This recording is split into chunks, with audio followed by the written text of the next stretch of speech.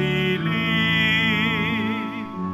Siya'y sa atin lalagi, mamungang maluwalhati.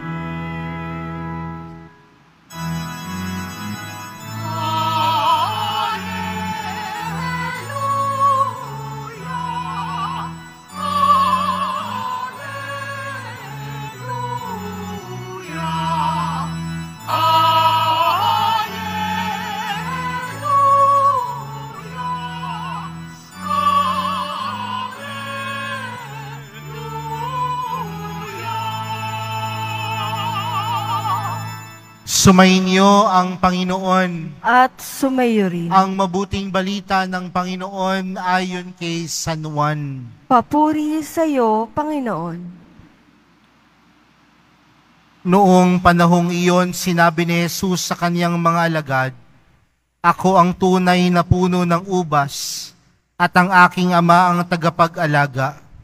Pinuputol niya ang bawat sangang hindi namumunga, at kanya namang pinuputulan at nililinis ang bawat sangang namumunga upang lalong dumami ang bunga. Nalinis na kayo sa pamamagitan ng salitang sinabi ko sa inyo. Manatili kayo sa akin at manatili ako sa inyo. Hindi makapamumunga ang sangang hindi nananatiling nakakabit sa puno. Gayon din naman hindi kayo makapamumunga kung hindi kayo mananatili sa akin. Ako ang puno ng ubas, kayo ang mga sanga.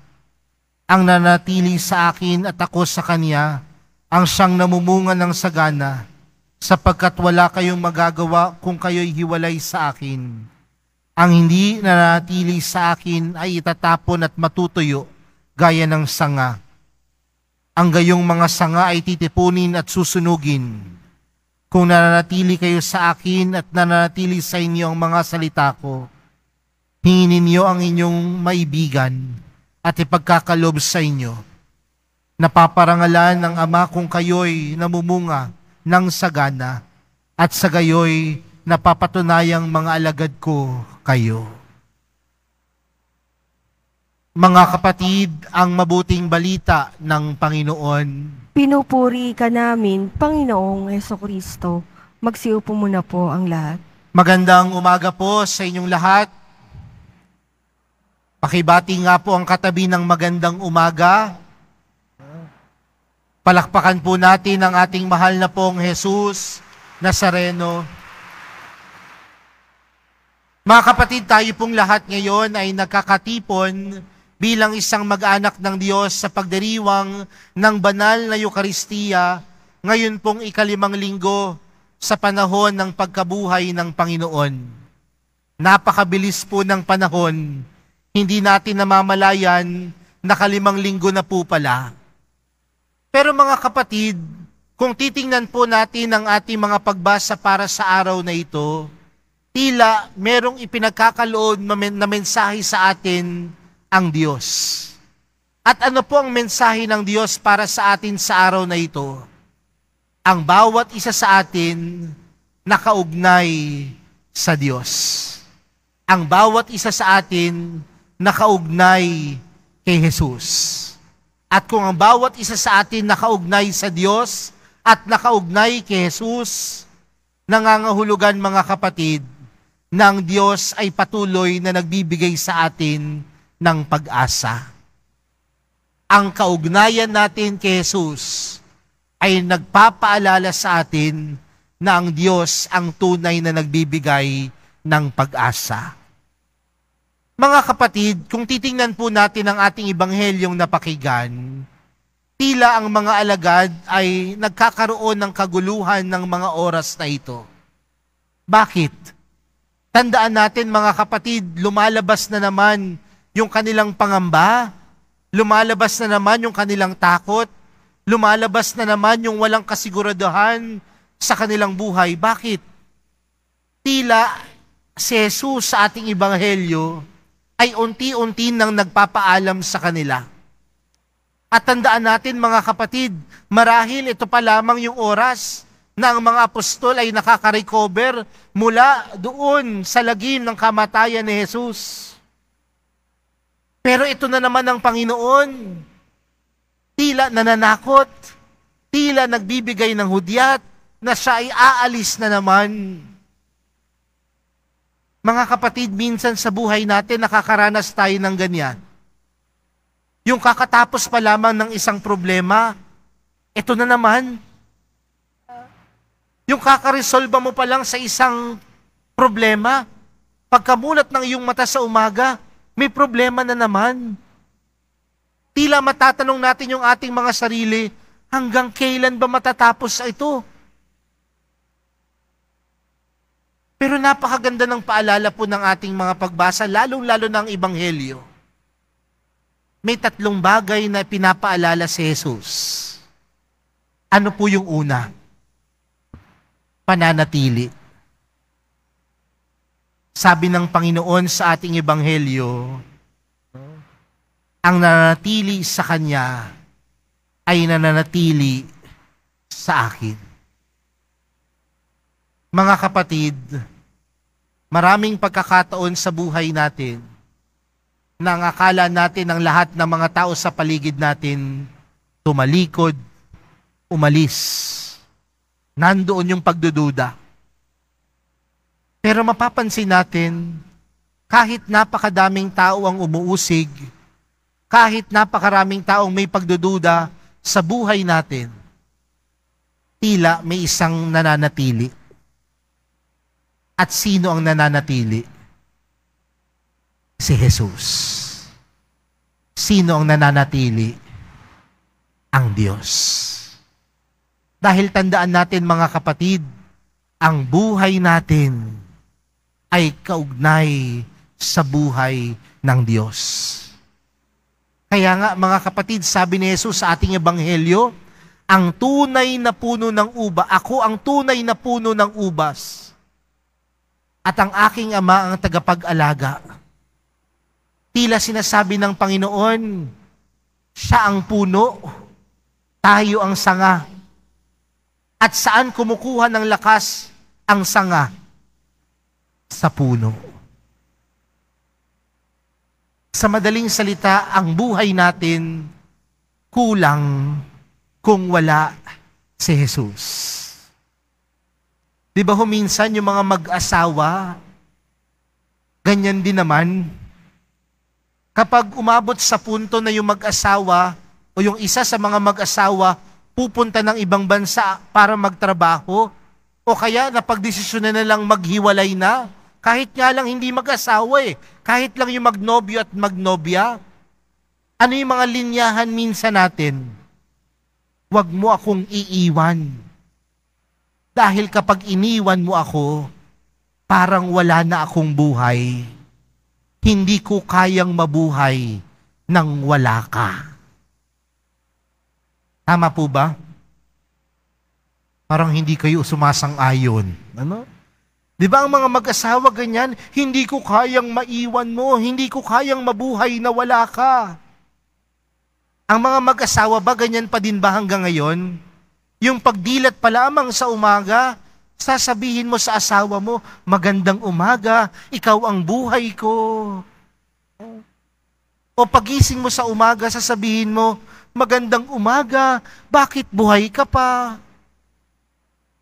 Ganun ba?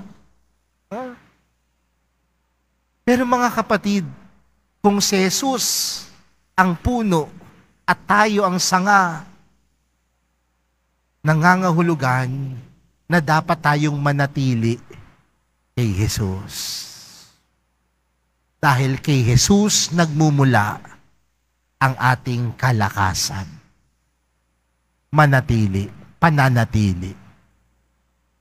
Pangalawa, sabi sa ating Ebanghelyo, kailangang linisin ang bawat sangang upang lalong dumami ang bunga.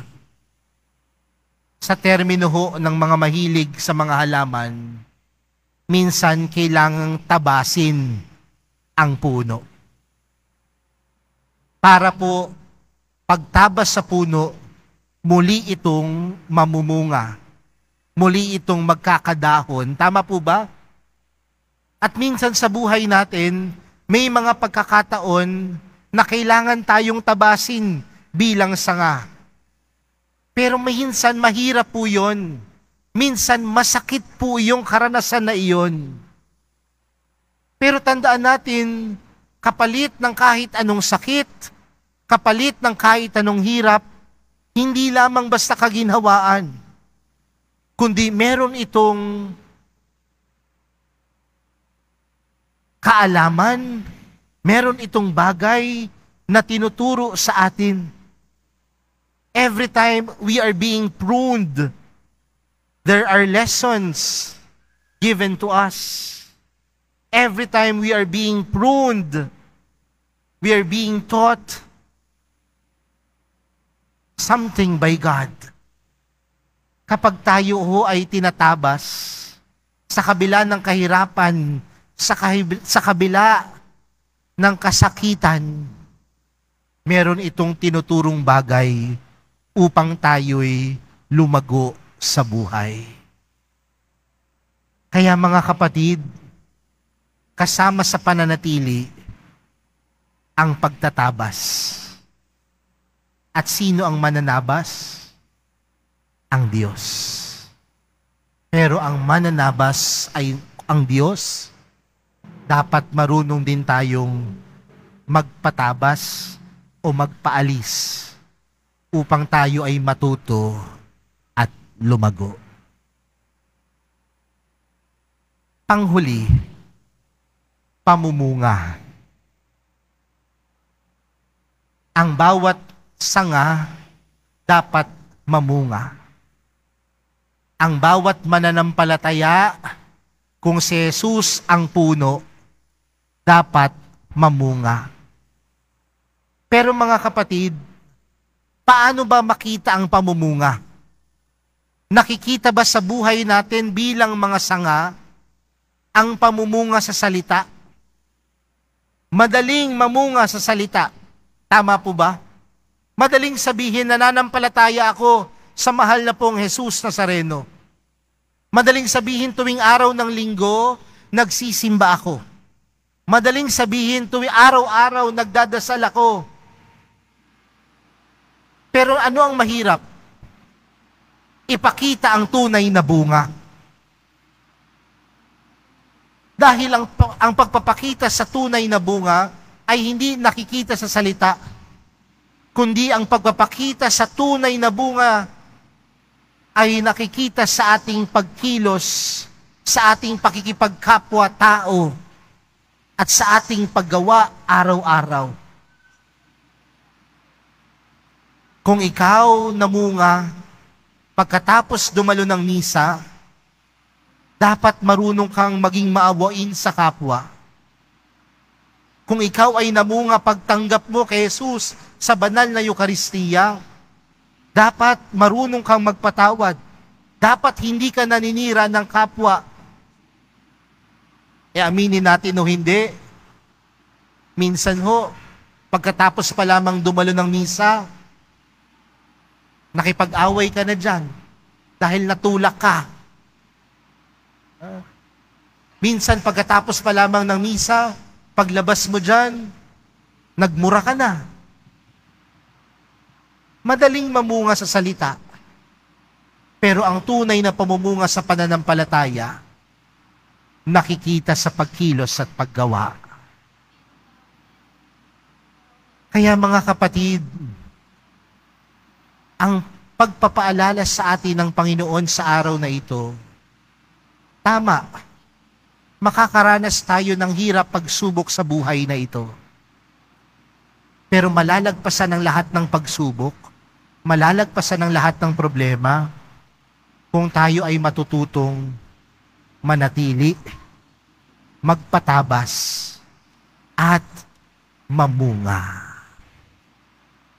Kaya sa pagpapatuloy po ng ating banal na misa para sa araw na ito, ipinapaalala sa atin ang bawat isa sa atin sangang nakaugnay sa puno. Tayo ang mga sanga, si Jesus ang puno. Kung si Jesus ang puno at siya ang pinagmumulan ng ating lakas at buhay, pinapaalala sa atin na ang buhay natin, ang lakas natin, nagmumula sa mahal na pong Jesus Nazareno. At tunay nating masasabing, hindi natin kayang mabuhay kung wala si Jesus. Hindi natin kayang mabuhay kung wala ang mahal na pong Jesus Nazareno.